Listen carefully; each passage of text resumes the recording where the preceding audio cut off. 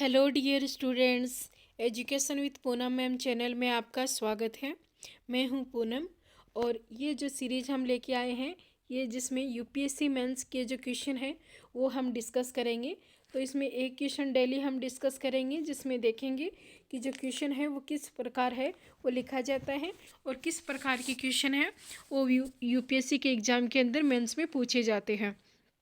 किस प्रकार answer writing करनी है जिससे हमें ज़्यादा से ज़्यादा जो मार्क्स है वो मिल सके। हमें कोई भी एक्स्ट्रा जो वर्ड्स है वो यूज नहीं करने, जो पूछा जाता है उसी के अकॉर्डिंग हमें जो आंसर है वो लिखना है। तो जो आज का हमारा टॉपिक है, जो पेपर 4 है नैतिक मुद्दे, जो इथिक्स का जो पेपर है उससे संबंधित जो मुख्य परीक्षा का जो पर्सन है वो हम इस लेक्चर के अंदर डिस्कस करेंगे। तो नैतिक मुद्दे से संबंधित जो मुख्य परीक्षा का पर्सन है वो हम लेके आए हैं। तो चलिए स्टार्ट करते हैं। आप अंत तक बने रहिए जिससे आपको पता चलेगा कि किस प्रकार के क्वेश्चन है वो पूछे जाते हैं और उसका आंसर है वो किस प्रकार से लिखा जाता है। तो चलिए स्टार्ट करते हैं। हमारा जो क्वेश्चन है वो है, चुनाव अभियानों से संबंधित नीति शास्त्र की महत्ता को स्पष्ट करते हुए इससे संबंधित नैतिक मुद्दों को स्पष्ट कीजिए।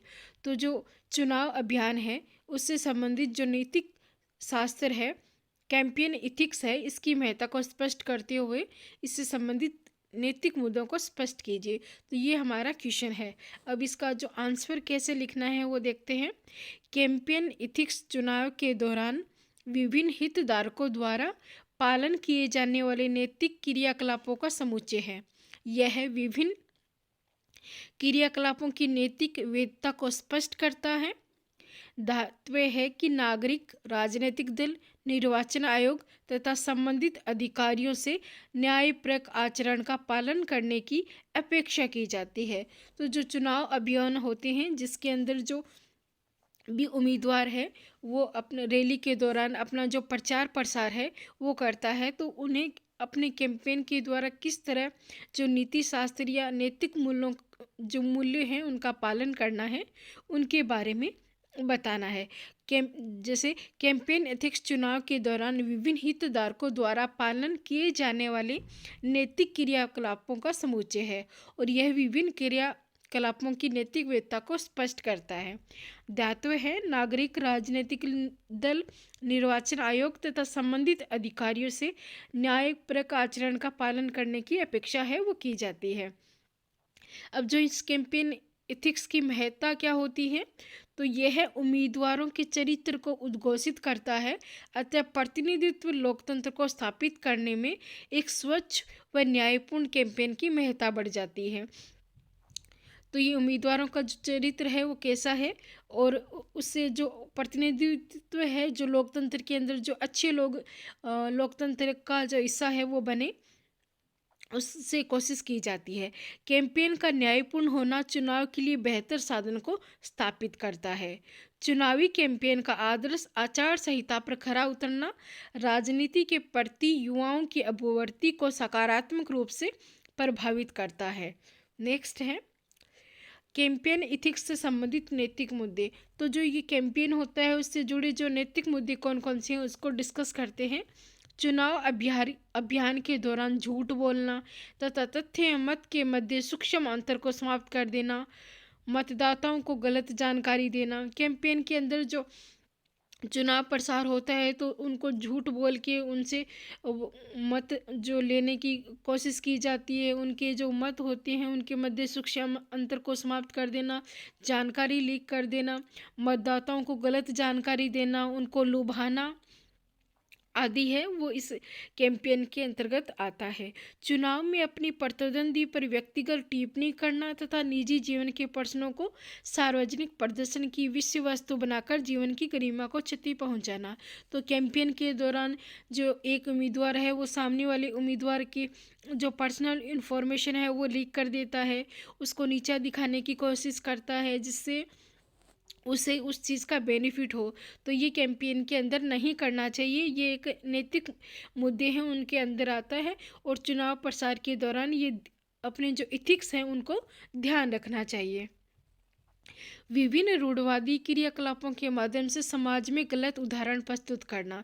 तो जो रूढ़वादी जो क्रियाकलाप हैं, परंपराएं हैं, उनके द्वारा जो समाज के अंदर गलत उदाहरण है वो प्रस्तुत करना, जिससे उम्मीदवार जैसे करते हैं, जैसे गलत उदाहरण पेश करते हैं, वैसे ही जो आम जनता है उसको फॉलो करे। तो ये नैतिक मूल्य के खिलाफ है कि रूढ़िवादी जो क्रियाकलाप है ऐसा उन्हें नहीं करना चाहिए।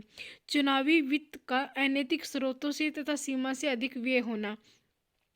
तो चुनावी वित्त होती हैं, जैसे उम्मीदवारों को रैली और चुनावी प्रसार के लिए बजट निर्धारित किया जाता है।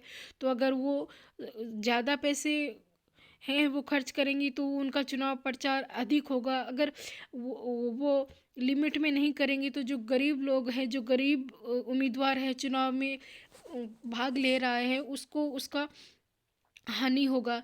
कि भी ज़्यादा पैसे वाले लोग ज़्यादा प्रचार प्रसार करके अधिक वोट ले जाएंगे, लेकिन जो गरीब है वो नहीं ले पाएगा। तो चुनावी वित्त का अनैतिक स्रोतों से तथा सीमा से अधिक व्यय करना भी जो कैंपेन इथिक्स है उसके अंतर्गत आता है, कि वो नैतिक मुद्दों का अच्छे से पालन नहीं कर रहा है। नेक्स्ट है, अपने चुनावी घोषणा पत्र के माध्यम से अव्यवहारिक वादे करना तथा मुफ्त बांटने वाली संस्कृति को बढ़ावा देकर राजनीति में अवैध लोकप्रियता प्राप्त करने का प्रयास करना। आजकल के जो चुनाव प्रसार चल रहे हैं जिसके अंदर झूठे झूठे वादे किए जाते हैं कि ये कर देंगे वो कर देंगे, और वो हो भी पॉसिबल भी नहीं हो पाता और वो कर भी नहीं पाते। इसकी वजह से वो जनता और जो मतदाता हैं उनको लुभाने की कोशिश करते हैं झूठ बोल के, जिससे उनके जो नैतिक मूल्य हैं उन पे प्रभाव पड़ता है और वो अपने कैंपेन एथिक्स है उनके रूल्स को तोड़ते हैं।